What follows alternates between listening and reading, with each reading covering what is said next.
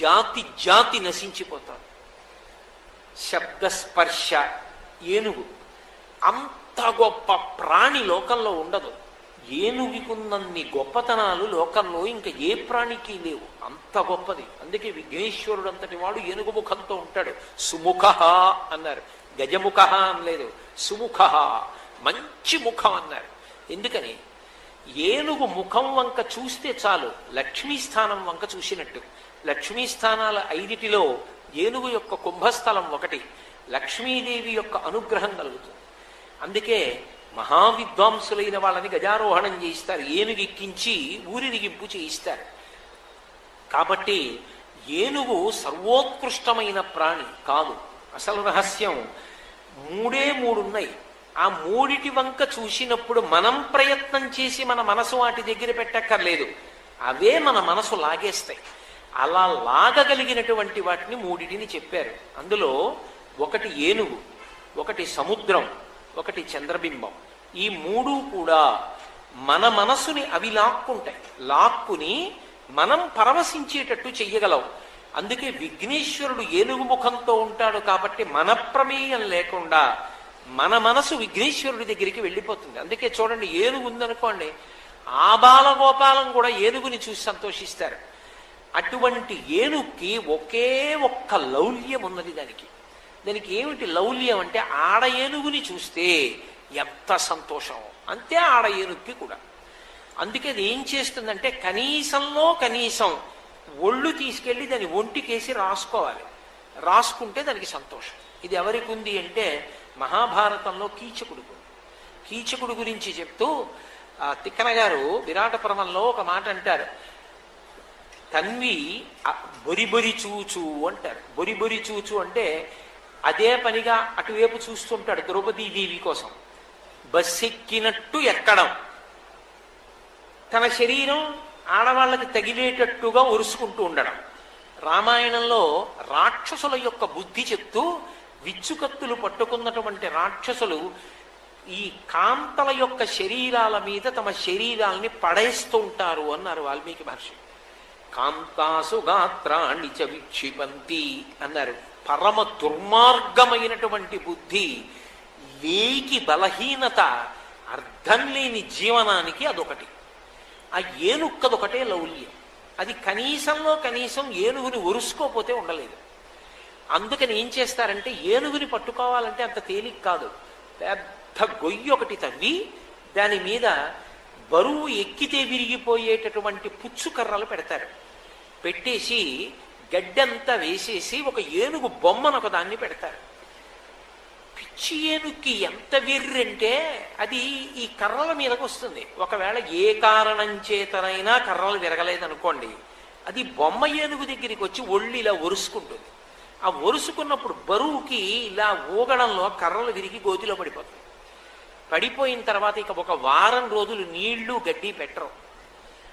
ఆకలితో అలమటించిపోయి ఎవడు నీళ్లు కాసిని కూరలు కాస్త చెరుకు కర్రలు తెచ్చి పెడుతూ ఉంటాడో వాడి మాటకి వశవర్తి అయిపోతుంది.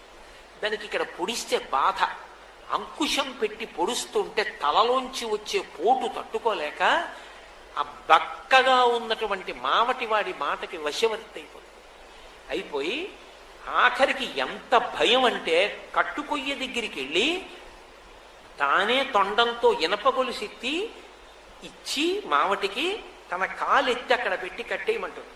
లేకపోతే పొడుస్తాడేమోనని భయం. అంత గొప్ప ఏనుగు ఏ బలహీనతకి లొంగిపోయింది అంటే, కేవలముగా స్పర్శ సుఖానికి నశించిపోయింది. రస, చేప, దీనికి నాలుక మీద లౌల్యం ఉంటుంది. ఆ చేపలు పట్టేటటువంటి వాడు ఒక సూది ఒకటి తీసుకొచ్చి, మా చిన్నతనంలో తమిళేటి ఒడ్డును చూస్తూ ఉండేవాళ్ళం, గుండు సూది తీసుకొచ్చి ఏం చేస్తారంటే ఇలా వంచుతారు. వంచి వానపాముని ముక్క కోసి దాని మధ్యలో ఇలా కన్నంలా ఉంటుంది, ఆ కన్నంలో ఉంచి తొడుగుతారు ఈ గుండు సూదికి. తొడిగి దీని మీద ఒక చిన్న తేలికగా నీటి మీద తేలిపోయేటటువంటి ఒక పుల్ల ముక్క కడతారు. కట్టి ఓ కర్ర పట్టుకుని దాన్ని నీళ్లలో దింపి కూర్చుంటాడు. చేప కడుపు నిండా ఉన్నా సరే అలా వెళ్ళిపోతూ మనకెందుకు లేదు అని వెళ్ళదు. ఈ వానపాము కనపడుతుంది దానికి. వానపాము ముక్క లోపల సూదుందని దానికి తెలియదు, గుండు సూదుందని. ఒక్కసారి కొరికి వెళ్ళిపోదాం అని వెళ్ళి ఆ గుండు సూది ఇలా యు ఆకారంలో ఉంది కదా, దాన్ని కొరుకుతుంది. ఎప్పుడైతే ఎర్రనుకుని ఇలా చటుక్కుని కొరికిందో ఆ సూది దాని నోట్లో పై దవడకి గుచ్చుకుంటుంది. గుచ్చుకోగానే గిలగిల కొట్టుకుంటుంది. కొట్టుకోగానే పైనున్న పేకబెత్తం కదులుతుంది. కదలగానే చేప కరిచిందని వాడికి తెలుస్తుంది. ఇలా అంటాడు. ఆ గుండు సూదితో కరుచుకున్న నోట్లోకి అది బాగా నొక్కుకుంటూ ఉండగా బాధతో వచ్చి బయటపడుతుంది. నోరు తెరిచి గుండు సూది తీసేసి అలా వదిలేస్తాడు. నీటి స్పర్శ లేక ఎగిరి ఎగిరి ఎగిరి ఎగిరి కొట్టుకుని చచ్చిపోతుంది. ఏ ఎరని తిందామని కొరికిందో ఆ చేప ఇతరులకు ఆహారం అయిపోతుంది. నాలుకంకు ఉన్నటువంటి లౌల్యానికి చేపల జాతి అంతా నశించిపోతుంది. శబ్ద స్పర్శ రస రూప దీపపు పురుగులను వస్తాయి. ఇంకెంత వర్షాకాలం ప్రారంభమైతే ప్రారంభం అవుతాయి. ఆ దీపపు పురుగులు ఎగిరి వచ్చి దీపాన్ని ఏదో తినే పదార్థం అనుకుని చాలా బాగుందనుకుని అక్కడికి వెళ్ళి వాలి ఆ రెక్కలు ఊడి కింద పడిపోయి ఇన్ని పెద్ద కుప్ప కింద పడిపోతాయి. ఇలాగా అంత కుప్ప కింద పడిపోయి ఇన్ని పడిపోతున్నాయని చూసినా కూడా వేరొక రెక్కల పురుగు మాత్రం వచ్చి ఆ దీపం మీద వాలడం మాత్రం మాందం. వస్తూనే ఉంటాయి, వాలుతూనే ఉంటాయి, పడిపోతూనే ఉంటాయి. కంటితో చూసి పొంగిపోయి లౌల్యమును పొంది ఆకర్షణ పొందేటటువంటి లక్షణము ఆ రెక్కల పురుగు యందు ఉన్నటువంటి కారణం చేత రెక్కల పురుగుల జాతి జాతి నశించిపోతాం. ఇక మిగిలినది వాసన, ముక్కు. వాసన యందు లౌల్యమున్న కారణం చేత కీటకములన్నీ నశించిపోతున్నాయి. కీటకాలకి పద్మ సుగంధం అంటే చాలా ఇష్టం. పద్మాల్లో ఉండే సుగంధం అంటే వాటికి ప్రాణం. అందుకని ఇవి ఏం చేస్తాయంటే కీటకాలన్నీ వెళ్ళి ఆ పద్మాల మధ్యలో ఉండేటటువంటి దుద్దు దగ్గర తిరుగుతుంటాయి సువాసన కోసం. ఆ మత్తైనటువంటి వాసన పీల్చి పీల్చి పడుకుంటాయి. సూర్యాస్తమయం అయితే అందులో ఆ తుమ్మెద, కీటకము ఇవన్నీ ఉండిపోతాయి. ఆ పద్మము ఇలా ముడుచుకుపోతుంది. మంచి వాసన పీలుస్తూ సంతోషంగా తుమ్మెద అందులో ఉంటుంది. పద్మం ముడుచుకుంది. తుమ్మెద రెక్కలు బహుకోమలంగా ఉంటాయి. దానికి బయటికి రావడం తెలియదు. బయటికి రావడం తెలియక ముడుచుకున్న పద్మాన్ని చూసి కొట్టుకుంటుంటే సాయంకాలం ప్రదోష వేళలో ఏనుగులు నీళ్లు తాగడానికి వస్తాయి. వచ్చి ముడుచుకుపోయిన పద్మాల్ని అవి నీళ్లు తాగేసిన తర్వాత తీసి తొండంతో గుత్తిగా పట్టుకుని పైకి తీసుకొచ్చి నేల మీద పడేసి తమ కాలుతో తొక్కుతాయి. తొక్కినప్పుడు పద్మం లోపల ఉండిపోయినటువంటి తుమ్మెద మరణిస్తుంది ఏనుగు కాలు కింద పడి. పద్మ సుగంధమును లౌల్యముగా స్వీకరించి ఆ వాసన యందు అతి ప్రీతి పొందినటువంటి ఆ తుమ్మెదల జాతి అంతా కూడా కేవలము ఆ ఏనుగుల యొక్క కాళ్ల కింద పడి నశించిపోతున్నాయి. ఒక్కొక్క ఇంద్రియానికే లౌల్యం వాటికి. లేళ్లకి చెవుల యందు లౌల్యం, లేళ్ల జాతి చచ్చిపోతోంది. ఏనుగుకి స్పర్శ లౌల్యం, ఏనుగుల జాతి నశిస్తోంది. చేపకి నాలుక లౌల్యం, చేపల జాతి నశించిపోతోంది. దీపపు పురుగుకి దీపాన్ని చూడడం లౌల్యం, దీపపు పురుగుల జాతి నశించిపోతోంది. తుమ్మెదకి వాసన లౌల్యం, కీటకములన్నీ కూడా తుమ్మెదలన్నీ కూడా నశించిపోతున్నాయి. ఒక్కొక్క ఇంద్రియమునందు లౌల్యమున్న కారణం చేత ఒక్కొక్క జాతి పోతోంది. మనుష్యుని విషయంలో భగవంతుడు ఏం చేశాడంటే నరుణ్ణి చేసి అన్ని ప్రాణులలో ఉన్న తేజస్సుని వాడుకోగలిగిన శక్తినిచ్చి ఈ 5 ఇంద్రియములకు కూడా లౌల్యాన్ని పెట్టాడు. శబ్ద స్పర్శ రస రూప గంధములు 5టి యందు లౌల్యమే. ఆఖరికి వినడం అంటే ఎంత లౌల్యమో చెప్పలేను.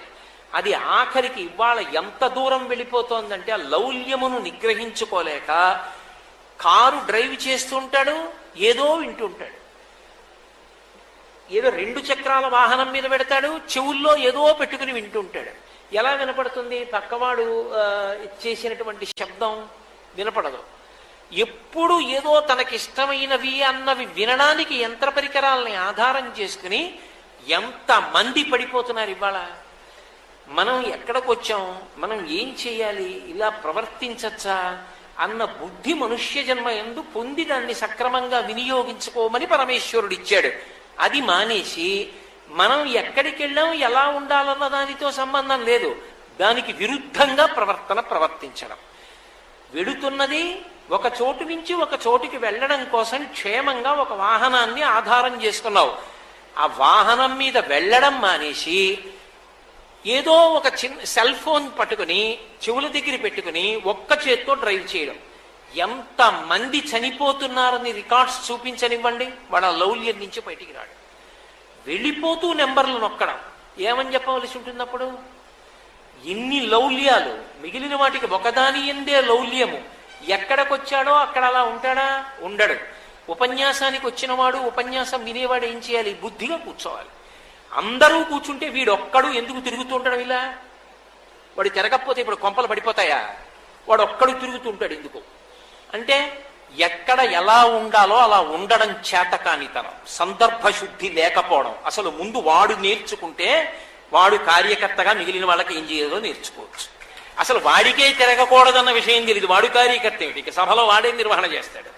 కాబట్టి ఎక్కడ ఎలా ఉండాలో తెలియనితనం ఏర్పడిపోతే దాన్ని లౌల్యం అంటారు, అర్థం లేని ప్రవర్తన. కాబట్టి శబ్ద స్పర్శ ముట్టుకోవడం విషయంలో లౌల్యం. అదే మనం అలా ముట్టుకోకూడదురా, ప్రతిదాన్ని ముట్టుకోకూడదు. ముట్టుకుంటే లోపల పైశాచికత్వం ప్రబలుతుంది. అందులో కలియుగంలో ఒక పెద్ద ప్రమాదం ఉంది. త్రేతాయుగం వరకు, ద్వాపర యుగం వరకు రాక్షసులకు ఉపాధి ఉంది, వాళ్ళకి వేరే శరీరం ఇచ్చాడు పరమేశ్వరుడు. ఒక్క కలియుగం దగ్గరికి వచ్చేటప్పటికి ఏం చేశాడంటే, రాక్షసులకు వేరు శరీరం ఇవ్వలేదు, నువ్వు మనుష్యుల యొక్క మనస్సు యందు కూర్చోమన్నాడు. ఇప్పుడు మనుష్యుల మనస్సే రాక్షసుల యొక్క శరీరం. అందుకే వేరు శరీరం ఉండదు. లోపలికి పుచ్చుకునేవి ఇంద్రియాలు, కిటికీలు. వీటిలోంచి లోపలికి పుచ్చుకుంటున్నవి మంచి విషయాలైతే మనసు ఊరుకుంటుంది. లేదనుకోండి, అగ్నిహోత్రం పెట్టినట్టే పాలు పొంగినట్టు పొంగుతుంది. ఇప్పుడు శబ్దము చేత లౌల్యము, స్పర్శ చేత లౌల్యము, రూపము చేత లౌల్యము. కళ్ళు విప్పితే అరే మనం అలా చూడకూడదు అన్న భావన లేదు, అన్నిటినీ చూడాలన్న తాపత్రయమే. గంధ, వాసన, ఇది పీల్చకూడదని లేదు, ఇది పీల్చచ్చని లేదు. ఎంత విపరీతమైనటువంటి గంధలౌల్యమో, అంత గంధలౌల్యం పెరిగిపోయిన కారణం చేతనే స్నానాలు తగ్గిపోయాయి. పూర్వం ఉదయం, మధ్యాహ్నం, సాయంకాలం స్నానం చేయడం ఉండేది. ఇప్పుడు స్నానం అక్కర్లేదు. ఆ చెమట గుడ్డలే కట్టేసుకుని ఓసారి ఇలా ఎత్తి ఓ సీసా ఇలా కొట్టుకుని బయటికి వెళ్ళిపోవచ్చు. లోపల శరీరం ఎంత కుళ్ళిపోతోందో, ఎన్ని పుళ్ళు పుట్టాయో, ఎన్ని మచ్చలు పడుతున్నాయో ఎవ్వడికి తెలియక్కర్లా. అంత దూరం నుంచే వాసన. గంధ, ఎంత గంధలౌల్యమో, అర్థం లేని గంధలౌల్యం. మనుష్యునకు 5టి యందు లౌల్యాన్ని పెట్టాడు పరమాత్మ. ఇప్పుడు 5టి యందు లౌల్యం ఉన్నటువంటి వాడు పాడైపోకుండా తనని తాను నిగ్రహించుకోవడం అంటే అక్కడుంది అసలు ప్రయత్నం. అంత లోకంలో పాడు చేసేటటువంటి వస్తువులు అనేకం ఉంటాయి, ఉండకుండా ఉండవు. అసలు అలా ఉండకపోతే ప్రయాణము ప్రమాదము అన్న 2 మాటలు ఉండవు. ఇప్పుడు నేను కాకినాడ నుంచి అనకాపల్లి రావాలనుకోండి, కారుకి బ్రేక్ ఎందుకండి? యాక్సిలరేటర్ ఒకటి చాలు. నేను ఎన్ని గంటలకు వెళ్ళాలో అన్ని గంటలకు వెళ్ళడానికి తగిన వేగంతో వెళ్ళిపోవడానికి యాక్సిలరేటర్ ఒకటి ఉంటే చాలు. మరి బ్రేక్ ఎందుకు అంటే, అంత వేగంతో నేను రావడం ఒకటే ప్రయోజనం కాదు, అంత వేగంగా కార్లు తిరుగుతాయని తెలియనటువంటి ఓ పిల్లవాడు పరిగెత్తాడు రోడ్డుకి అడ్డంగా. అప్పుడు ఆ పిల్లవాడిని రక్షించడానికి ఓ బ్రేక్ ఉండాలి, లేకపోతే పిల్లవాడు ఏమైపోతాడు? కారుకి పరిగెత్తడానికి యాక్సిలరేటర్తో పాటు అవసరమైతే ఆగడానికి బ్రేక్ ఎలా కావాలో, నిన్ను పాడు చేసేవి లోకంలో అనేకం కనపడుతున్నా వాటికి వశం కాకుండా ఉండడానికి లోపలి బ్రేకు సంస్కారం కావాలి. ఆ సంస్కార బలం లేదనుకోండి, అయిన దానికి కాండానికి అర్థం లేకుండా ఇంకా విజృంభించిపోయి ఇక అయ్యో ఇలా నేను సుఖాన్ని అనుభవించచ్చా అన్న మాట ఉండదంతే. ఇంకా లోకంలో విచక్షణ అనేటటువంటిది పోతుంది. బుద్ధి విచక్షణతో ఆలోచించుట ఆ మాట ఉండదు. నేను మీతో అర్థం అవ్వడానికి అంతకన్నా సభలో వివరణ చెయ్యకూడదు కాబట్టి ఒక మాట చెప్తాను, మీరు అర్థం చేసుకుంటారు. పాలు అగ్నిహోత్రం మీద ఉంటే పొంగుతాయి తెలుసు, పాలు అగ్నిహోత్రం మీదే ఉండిపోయాయి అనుకోండి, పొంగిపోయిన పాలు ఏమైపోవాలి? ఆ పొంగిపోయి మళ్ళీ తమంత తాము వెనక్కి వెళ్ళవు. పొంగి పొంగి పొంగి పొంగి పొయ్యిలో పడిపోతాయి. ఎవరికైనా పనికొస్తాయా? ఎవ్వరికీ పనికిరావు. ఇంకా ఏ వయస్సునందు ఏది ఆశ్రయంగా బుద్ధికి ఇవ్వాలో అది ఇవ్వని నాడు ఉద్రేకాన్ని కల్పిస్తే చిట్ట చివరికి ఏమవుతుంది అంటే ప్రపంచంలోనూ దేశంలోనూ నిర్భయ చట్టాలు రావలసి ఉంటుంది. కారణం, మనసుకి ఇస్తున్న ఆశ్రయము మంచిది కాదు. ఈ మాట నేను చెప్పేటప్పుడు సామాజిక బాధ్యత గురించి కూడా నేను ఒక మాట చెప్పవలసి ఉంటుంది. పెద్దలకి కూడా ఓ కర్తవ్యం ఉంటుంది.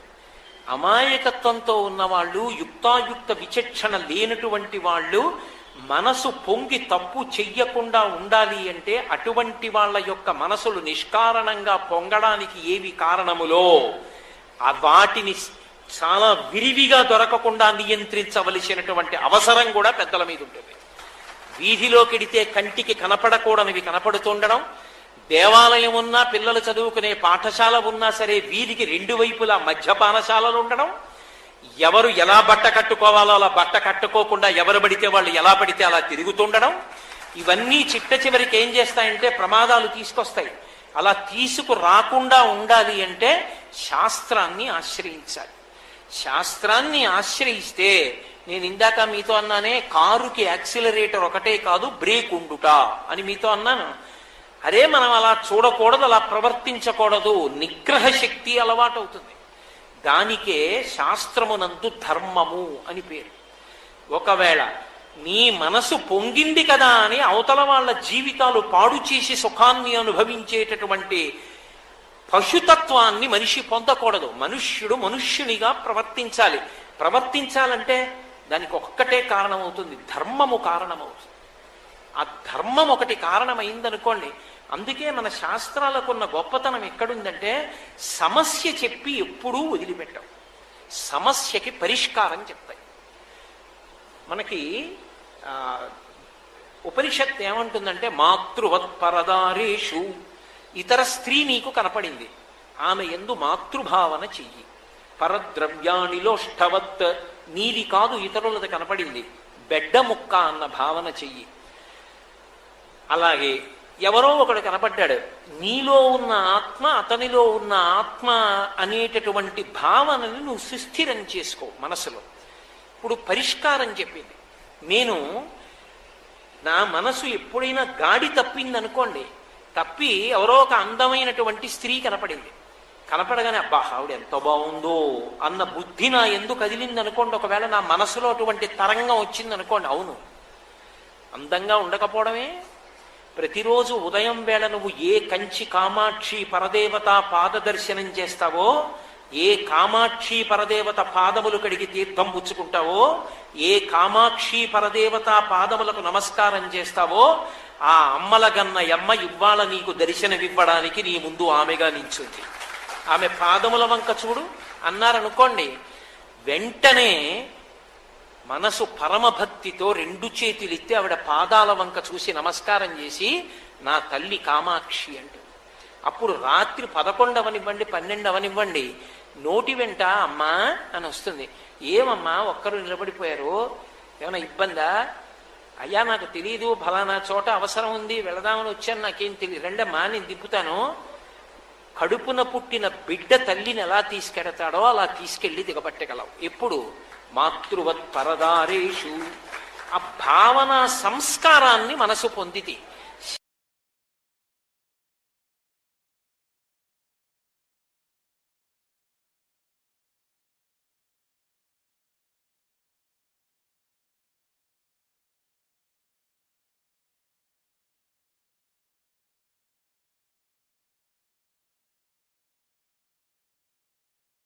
नमः महोत्साहाय नमः महादेव पुरोदयाय नमः ओम डाकिनेभ्याय नमः जाग्नेभ्याय नमः साग्नेभ्याय नमः समस्तजुषे नमः ओम निरंकुशाय नमः ओम नाकिवन्द्याय नमः ओम षडाधारादिदेवताय नमः ओम भुवनज्ञाननिःसृणये नमः ओम भुवनाकारवल्लभ्ये नमः ओम शाश्वत्यै नमः ओम शाश्वताकाराय नमः ओम लोकानुग्रहकारिण्यै नमः ॐ सारस्यै नमः ॐ मानस्यै नमः ॐ हंस्यै नमः ॐ हंसलोकप्रदायिन्यै नमः ॐ चिन्मुद्रालङ्कृतकरायै नमः ॐ कोटिसूर्यसमप्रभायै नमः ॐ सुखप्राणिशिरोरेखायै नमः ॐ सददृष्टप्रदायिन्यै नमः ॐ सर्वसाङ्कर्यदोषज्ञै नमः ॐ ग्रहोपद्रवनाशिन्यै नमः ॐ क्षुद्रजन्तुभयज्ञै नमः ॐ विषरोगादिभञ्जन्यै नमः सदा शान्तायै नमः सदा सुतायै नमः ॐ गृहचित्रनिवारिण्यै नमः ॐ कालिदोषप्रशमन्यै नमः ॐ कोलाहलपुरस्थितायै नमः गौर्यै नमः लाक्षणिक्यै नमः ॐ मुख्यायै नमः ॐ जगन्याकृतिवर्जितायै नमः ॐ